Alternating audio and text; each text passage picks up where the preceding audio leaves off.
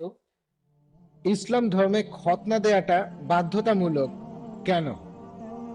ভাই, আপনি প্রশ্ন করলেন এটা কি আবশ্যিক, এটা কি বাধ্যতামূলক যে মুসলিম পুরুষরা খতনা করবে, এটা কি ফরজ? ভাই, এটা ইসলামে আবশ্যিক না, এটা হলো সুন্নত।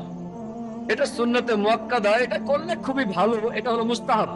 আর ইসলামে খতনা দেওয়াটা হলো সুন্নত, এটা ফরজ না। তবে খতনা দেওয়ার অনেকগুলো কারণ আছে। আমি একজন ডাক্তার হিসেবে এই সুন্নতে খতনার উপরেই পুরো একটা লেকচার দিতে পারি। তবে এটা প্রশ্নোত্তর পর্ব, আমি তাই সংক্ষেপে বলছি। আজকে বিজ্ঞান আমাদের বলে, যদি একজন লোক খতনা করে তাহলে তার কার্সিনোমা অফ পিনাস হওয়ার সম্ভাবনা কম, লিঙ্গে ক্যান্সার হওয়ার সম্ভাবনা কম। খতনা দেওয়া থাকলে সম্ভাবনা কম, যদি খতনা দেওয়া না থাকে তাহলে সম্ভাবনা বেশি। বেশ কিছু রোগ আছে যেগুলো প্রতিরোধ করা যায় যদি খতনা দেওয়া থাকে। খতনা দেওয়ার সময় প্রেপিউসটা কেটে ফেলা হয়, অর্থাৎ লিঙ্গের ফোরস্কিন কেটে ফেলা হয়। এখানে দেখবেন যে খতনা না দেয়া কেউ যদি প্রকৃতির ডাকে সাড়া দেয়, তারপর পেশাব করার পরে তার প্রেপিউসের ভেতরে প্রসাবের কয়েকটা ফোঁটা থেকে যায় ফোরস্কিনের ভেতরে, এ থেকে অনেক রোগ হতে পারে। চুলকানি হতে পারে, শরীরের ত্বকে প্রদাহ হতে পারে, হতে পারে পেপলোসাইটিস। খতনা করলে এইসব রোগকে প্রতিরোধ করা যায়। আর এছাড়াও আমরা প্রসাব করার পরে পানি দিয়ে ধুয়ে নিই, এভাবে রোগকে প্রতিরোধ করি। আজকে বিজ্ঞান আমাদের বলে একজন লোক বেশি যৌন তৃপ্তি পাবে যদি তার খতনা দেয়া থাকে, বেশি যৌন তৃপ্তি পাবে। এছাড়াও খতনা দেয়া থাকলে আপনার ত্বকে বিভিন্ন রকম ইনফেকশন হওয়ার সম্ভাবনাও কম। এখনকার বিজ্ঞান আমাদের বলে যার খতনা দেয়া থাকে তার এইডস রোগ হওয়ার সম্ভাবনাও অনেক কম। এইডস এর ভাইরাস খুবই তাড়াতাড়ি ছড়াবে যদি খতনা করা না থাকে। এরকম আরো অনেক রোগকে প্রতিরোধ করা যায়। এই জন্য আপনারা দেখবেন যে আজকের আমেরিকাতে 50%-এর বেশি ছেলেকে তাদের জন্মের পরেই খতনা দেওয়া হয়, তারা কিন্তু মুসলিম না। এমনকি আমেরিকার খ্রিস্টানরাও ডাক্তার বাবা মাকে জিজ্ঞেস করেন, আপনারা কি আপনাদের ছেলেদের খতনা দিতে চান? আর তাদের 50%-এরও বেশি ছেলেকে খতনা দেওয়া হয়। ইসলামে আছে সেজন্য করে না, কারণ তারা জানে এতে করে তাদের ছেলেদের উপকার হবে। আশা করি উত্তরটা পেয়েছেন। হ্যাঁ ভাই। আসসালামু আলাইকুম, আমার নাম ইমরান মোহাম্মদ, একজন আইটি ম্যানেজার। আমার প্রশ্নটা ইসলামের বিরুদ্ধে মিডিয়ার ষড়যন্ত্রগুলো নিয়ে। মুসলিমরা কিভাবে এসব ষড়যন্ত্রের প্রতিবাদ করবে? যেভাবে আমেরিকা পুরো পৃথিবীকে শাসন করতে চাচ্ছে, ইসলামকে দাবিয়ে রাখতে চাচ্ছে, ইত্যাদি ইত্যাদি। এইসব ক্ষেত্রে প্রায় দেখা যায় যেসব মুসলিম তাদের ধর্ম সম্পর্কে খুব একটা জানে না, তারা মিডিয়ার এইসব মিথ্যা রটনা শুনে সেগুলোই বেশি করে বিশ্বাস করে। মুসলিমদের কিভাবে এসব ষড়যন্ত্রের মোকাবেলা করা উচিত? ভাই, আপনি একটা প্রশ্ন করলেন যে কিভাবে একজন মুসলিম প্রতিবাদ করবে বিভিন্ন ষড়যন্ত্রের বিরুদ্ধে যেগুলো আমেরিকানরা ইসলামের বিরুদ্ধে প্রচার করে থাকে। আর আমরাও বুঝতে পারি না যে কি করতে হবে। প্রথমে যেটা করতে হবে, আগে জানতে হবে আমাদের দিনকে।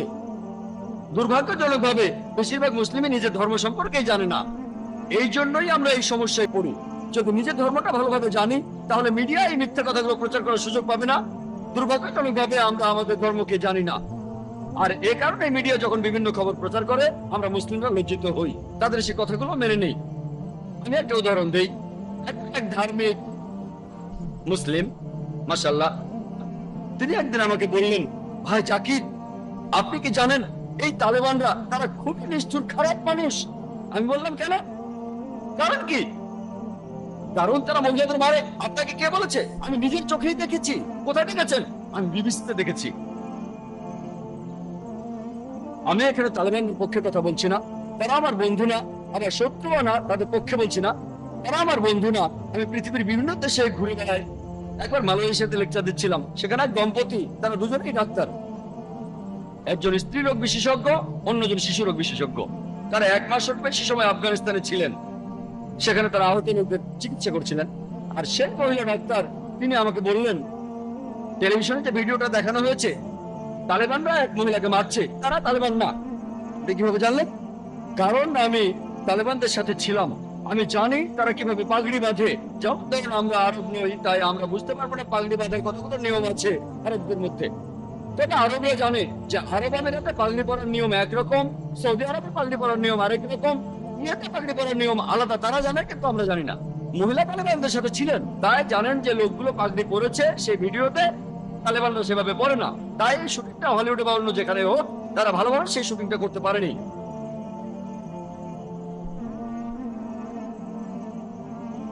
মিডিয়া এভাবে সবকিছু বদলে দিতে পারে। যেমন ধরুন আপনাকে প্রশ্ন করলাম যে জর্জ বুশ ভালো না খারাপ মানুষ, ভালো না খারাপ, আপনি বললেন ভালো মানুষ না। আমি এখানে না শব্দটা এডিট করে দেব, আর আপনারা শুনবেন সে ভালো মানুষ। তারপর আপনাকে যখন সে ভিডিওটা দেখাবো তখন বলবেন ও মুখ ফসকে ভালো মানুষ বলেছি। আপনি ভালো মানুষ বলেননি, আপনি বলেছেন সে ভালো না, আমি না শব্দটা এডিট করে দিলাম, তারপর আপনাকে দেখালাম দেখুন ভাই আপনি ভালো বলেছেন। তখন বলবেন ভুল করে বলেছি, আমি মুখ ফসকে বলেছি। মুখ ফসকে বলেননি, আপনি বলেছিলেন সে ভালো মানুষ না, আমি না শব্দটা বাদ দিলাম, আর শুনে মনে হবে সে ভালো। এভাবে মিডিয়া অনেক রকম খেলা করে। আর আমরা মুসলিমরা আমাদের যেটা করা উচিত, আমরা আমাদের ধর্মটাকে খুব ভালো করে জানবো, আমাদের দিন সম্পর্কে ভালো করে জানবো, আর যখন এই মিডিয়া প্রচার করবে এইসব, তখন সেগুলো শুনে আমরা তাতে প্রভাবিত হব না। ইসলামকে বিচার করতে চাইলে মূল ধর্মগ্রন্থগুলো দেখতে হবে, কোরআন এবং সহিহ হাদিস। একজন মুসলিম বা মুসলিম সমাজ কি করে সেটা দিয়ে বিচার করলে হবে না। ইসলাম ধর্মকে বিচার করতে চাইলে এটা দিয়ে করব না যে ইন্ডিয়া, পাকিস্তান, আফগানিস্তান বা সৌদি আরবের মুসলিমরা কি করে। আমি ইসলামকে বিচার করব মূল ধর্মগ্রন্থগুলো দিয়ে, কোরআন এবং সহিহ হাদিস। আমরা এগুলো মেনে চলবো। আর মিডিয়ার এসব প্রচারের উত্তর আমাদের জানতে হবে কিভাবে টেবিলটা উল্টে দেওয়া যায়। যেমন সে সাংবাদিক দুটো প্রশ্ন করবেন, কিন্তু প্রশ্ন করেছেন মাত্র একটা, কারণ প্রথম প্রশ্নের উত্তরে যা বলেছি তিনি সেটা আশা করেননি। তিনি আশা করেননি যে আমি বলবো আমি আমার দেশ নিয়ে গর্বিত। ভেবেছিলেন আমি বলবো দেশ নিয়ে আমি গর্বিত না। আমি অবশ্যই আমার দেশ নিয়ে গর্বিত, আমি কোনো মিথ্যে কথা বলছি না। আমি ইন্ডিয়াকে নিয়ে গর্বিত। আর ইন্ডিয়া হচ্ছে একটা যুদ্ধক্ষেত্র, আমরা হলাম মুজাহিদ, জিহাদ, আমরা সবাই চেষ্টা করছি। আর আমার নামটা নায়ক, সংস্কৃতিতে নায়ক মানে যোদ্ধা, একজন বীর, তাহলে নামেও তো আমি একজন মুজাহিদ। আমাকে এই যুদ্ধের ময়দানে থাকতে হবে, আমাকে আমার কাজ করতে হবে। আর সেজন্য আমি বোম্বেতে থাকতে চাই, কিন্তু লোকজন আমাকে অন্য জায়গায় থাকতে বলে। অনেক লোক আবার আমাকে অন্য কোনো দেশে থাকার পরামর্শ দেয়। আপনার জীবন তো হুমকির মুখে, কেন এই যুদ্ধের ময়দানে থাকবেন? এটা আমার যুদ্ধ, আর দেশকে আমি অনেক কারণে ভালোবাসি, অনেক কারণ আছে। আলহামদুলিল্লাহ আমি দেশ নিয়ে গর্বিত।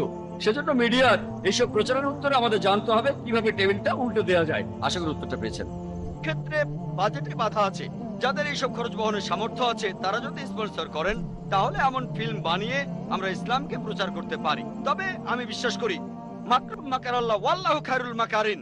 হলিউডে একটা সিনেমা বানানো হয়েছে দ্য কিংডম অফ হেভেন।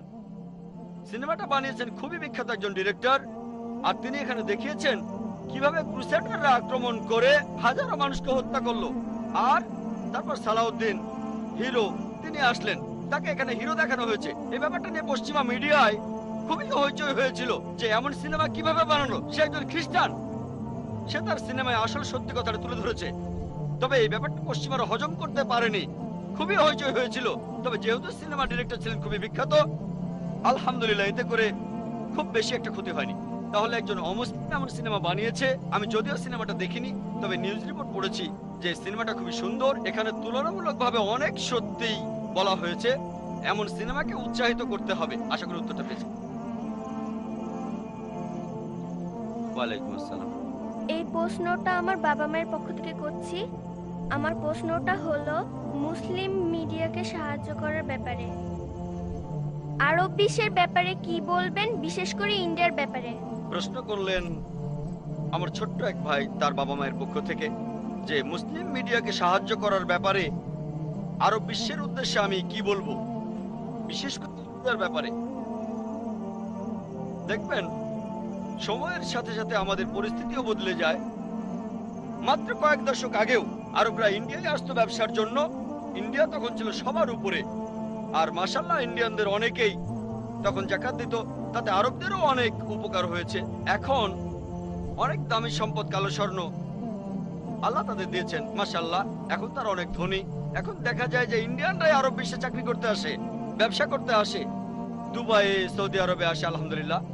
আমি তাদের উদ্দেশ্যে যেটা বলতে পারি যে মুসলিমদের কথা যদি বলতেই হয়, সে কথাটা আমি আগেও বলেছি যে সব মুসলিমেরই দায়িত্ব ইসলামকে প্রচার করা।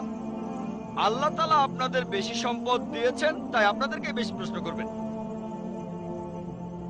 কিয়ামতের দিন আল্লাহ প্রশ্ন করবেন, তোমাদের সম্পদ দিয়েছিলাম, তা দিয়ে কি করেছো? তাই আমি বলবো, আল্লাহ আপনাদের বেশি সম্পদ দিয়েছেন, আল্লাহর রহমতে আপনারা এখন কালো স্বর্ণের মালিক। তাই ইসলাম ধর্মের প্রচারে এই সম্পদকে ব্যবহার করুন। শুধুমাত্র ইন্ডিয়ায় না, আলহামদুলিল্লাহ ইন্ডিয়ার তেমন কোনো সমস্যা নেই, মাশাআল্লাহ। সেখানে এমন অনেকেই আছেন, মাশাআল্লাহ, সমস্যা আছে, সমস্যা নেই বলবো না, তবে আলহামদুলিল্লাহ আমরা নিজেদের ব্যাপারগুলো দেখব। কিন্তু অন্যান্যদের প্রয়োজন আছে। ইন্ডিয়ায় অনেক এতিম শিশু আছে, পৃথিবীর বিভিন্ন জায়গায় এতিম শিশু আছে, আর মানুষ তাদের সাহায্য করছে, আলহামদুলিল্লাহ, কোনো সমস্যা নেই। তবে সাধারণভাবে আমি সামগ্রিকভাবে বলবো, আরবদের উদ্দেশ্যে আমি এই কথা বলবো, যেহেতু আল্লাহ তাদের কালো স্বর্ণ দিয়েছেন, তাদের উচিত হবে সত্যের ধর্ম প্রসারে এগিয়ে আসা। ব্যক্তিগতভাবে আমি অনেককে চিনি আরবদের, তাদের পকেটে যে টাকা থাকে সেটা দিয়েই তারা আলহামদুলিল্লাহ, আসসালাতু ওয়াসসালামু আলা রাসূলিল্লাহ। আজকের এই চুয়াডাঙ্গা জেলা জামাত আয়োজিত নির্বাচনী বিশাল জনসভার সম্মানিত সভাপতি, চুয়াডাঙ্গা জেলা জামাতের আমির, চুয়াডাঙ্গা 2 আসনের এমপি পদপ্রার্থী জনাব রুহুল আমিন, আজকের এই জনসভার প্রধান অতিথি, ইসলামী আন্দোলনের সিপাহসালার, আমাদের সবারই রাহবার 11 দলীয় জোটের বিশেষ সিপাহসালার জনাব ডাক্তার শফিকুর রহমান, আমাদের মাঝে আর উপস্থিত হবেন যশোর কুষ্টিয়া অঞ্চলের অঞ্চল পরিচালক, কেন্দ্রীয় নির্বাহী পরিষদের অন্যতম সদস্য মোবারক হুসাইন সহ জেলা সেক্রেটারি, জেলার আর একজন আমাদের বিশেষ ব্যক্তি, চুয়াডাঙ্গা 1 আসনের এমপি পদপ্রার্থী অ্যাডভোকেট রাসেল পারভেজ মাসুদ সহ জেলার অন্যান্য নেতৃবৃন্দ, থানা আমির,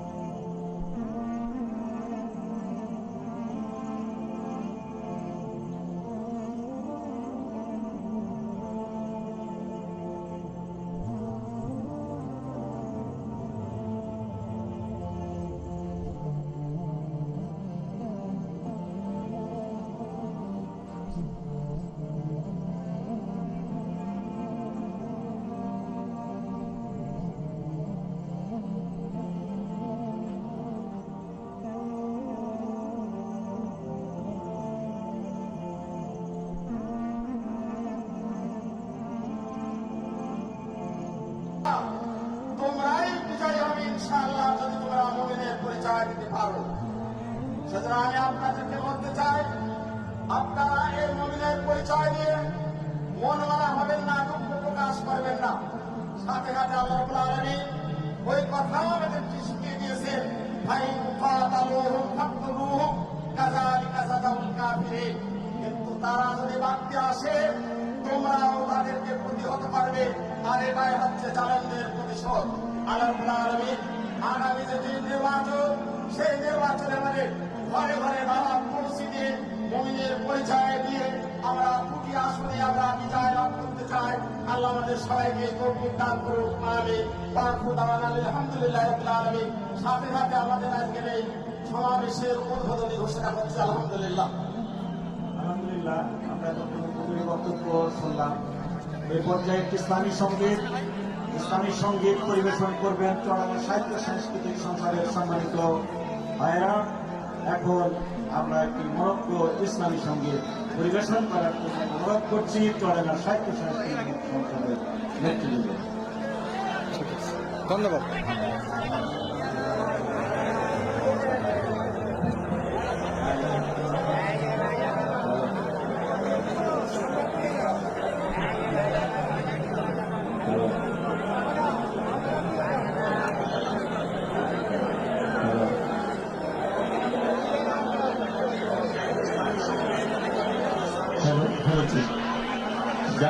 আশেপাশে ঘোরাফেরা করছেন, আমি তাদেরকে বিশেষভাবে অনুরোধ করছি মাঠের মধ্যে বসে যাওয়ার জন্য।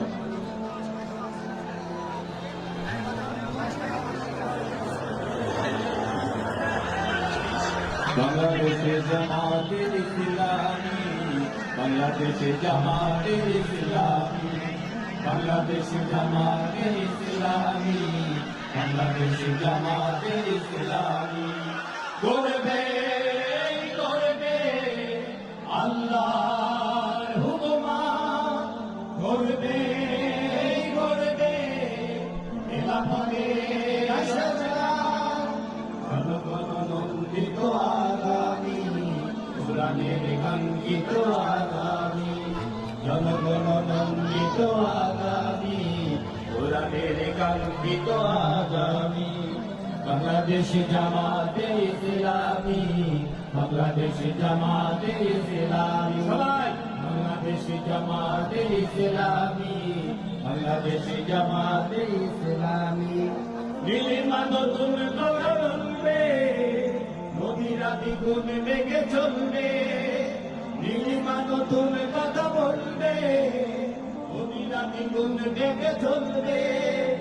রহমের বাড়ি ধারা আসবে জামি, বাংলাদেশি জামাতে ইসলামী, বাংলাদেশি জামাতে ইসলামী, বাংলাদেশি জামাতে ইসলামী, বাংলাদেশি জামাতে ইসলামী। পাখিরা নতুন গান গাইবে, শিশুরা নতুন গান গাইবে, পাখিরা নতুন গান গাইবে, শিশুরা নতুন প্রাণ পাইবে। উঠবে নতুন এক সূর্য জানি, বাংলাদেশ জামাতে ইসলামী, বাংলাদেশ জামাতে ইসলামী, বাংলাদেশ জামাতে ইসলামী, বাংলাদেশ জামাতে ইসলামী। সব হারা মানুষের কাঁদবে না, ভিখারির মতো হাত বাঁধবে না, সব হারা মানুষের কাঁদবে না, ভিখারির মতো হাত বাঁধবে না। জুলুমার অবিচার যাবে থামি, বাংলাদেশ জামাতে ইসলামী, বাংলাদেশ জামাতে ইসলামী, বাংলাদেশ জামাতে ইসলামী, বাংলাদেশ জামাতে ইসলামী। লাঞ্ছিত শ্রমিকের হবে জয়, বঞ্চিত কৃষকের হবে জয়, লাঞ্ছিত কৃষকের হবে জয়, বঞ্চিত কৃষকের হবে জয়। অধিকার পাবে দিলে বুকে গালি, বাংলাদেশ জামাতে ইসলামী, বাংলাদেশ জামাতে ইসলামী, বাংলাদেশ জামাতে ইসলামী, বাংলাদেশ জামাতে ইসলামী। করবে করবে আল্লাহর হুকুমাত, করবে করবে খেলাফতের শাহজালাল, জনগণনন্দিত আগামী, কোরআনের কাঙ্ক্ষিত আগামী, জনগণনন্দিত আগামী, কোরআনের কাঙ্ক্ষিত আগামী।